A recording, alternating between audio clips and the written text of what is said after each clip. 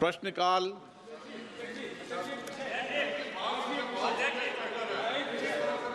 हम लोग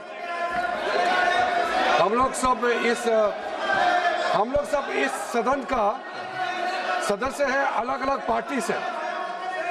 हम लोग एक दूसरे का विरोधी है, हम दुश्मन नहीं है।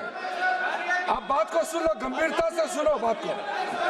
हम लोग एक दूसरे के दुश्मन नहीं है, हम एक दूसरे के विरोधी हैं। 2014 में बीजेपी का एक एमपी ने एक गलत शब्द प्रयोग किया था विरोधियों के ऊपर।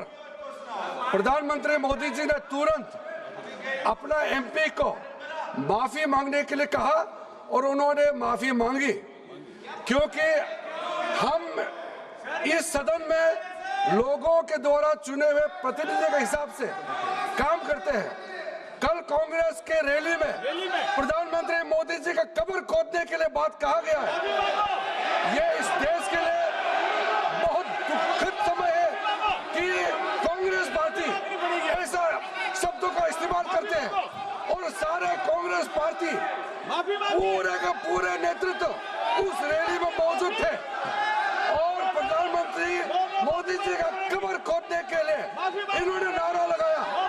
इस देश के लिए इससे शर्मनाक, इससे ज्यादा दुर्भाग्यपूर्ण कोई चीज नहीं हो सकता है कि देश के प्रधानमंत्री 140 करोड़ के नेता, विश्व में सबसे प्रसिद्ध, सबसे मजबूत नेता आदरणीय प्रधानमंत्री मोदी जी का कब्र खोदने के लिए कांग्रेस के रैली में बात कहा गया है।